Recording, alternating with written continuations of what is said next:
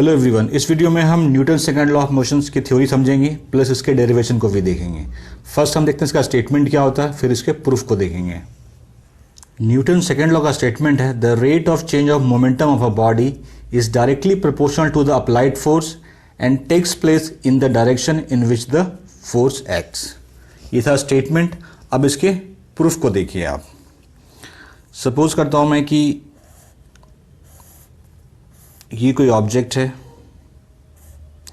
इसकी मास m है और इनिशियल वेलोसिटी u है। ठीक है, मैंने इस पे एक फोर्स लगाया F फॉर टाइम t। तो अब क्या हुआ, इसकी वेलोसिटी हो गई, फाइनल वेलोसिटी हो गई v। ठीक है, तो इसमें पहले है rate of change of momentum. तो पहले आप वो निकाल लीजिए। Rate of change of momentum का मतलब होता है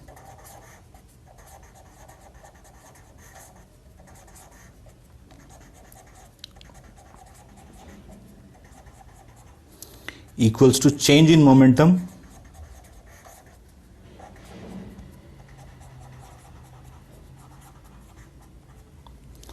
upon time taken।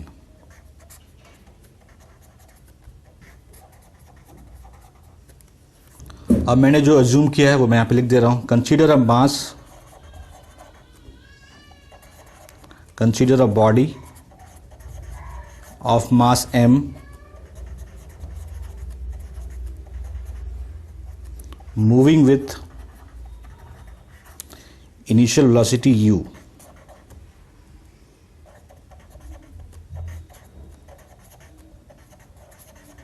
velocity u। Suppose a force F acts on this body for time t second, and velocity of body becomes v।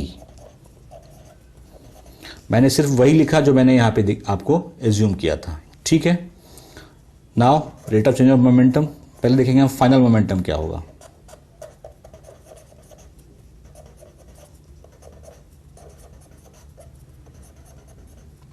Mass into final velocity. Final velocity क्या है, v। Initial momentum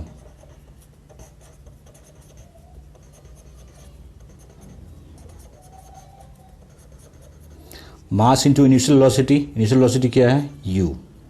change in momentum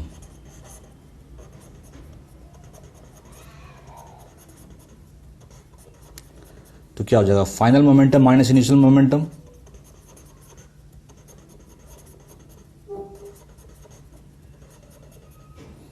minus initial momentum.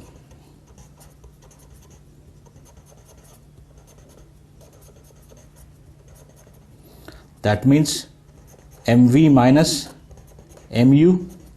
यहां से आप m common निकाल लो, v minus u। Now we will see rate of change of momentum।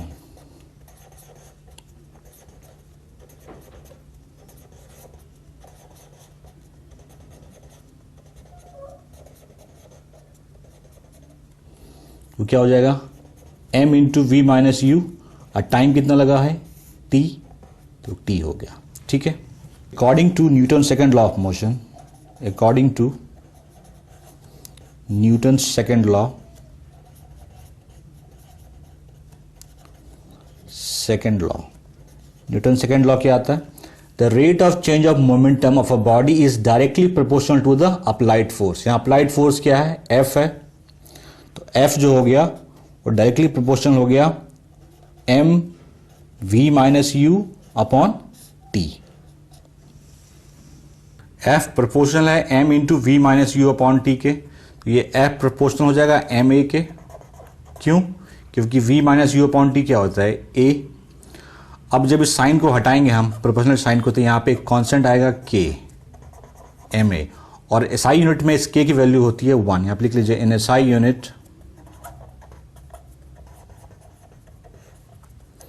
value of k is 1। तो क्या हो जाएगा, F इक्वल्स टू K जब 1 है तो F इक्वल्स टू ma।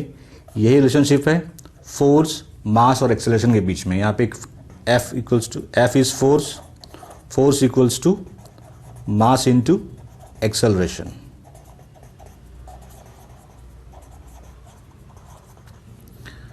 तो ये प्रूफ हो गया आपका।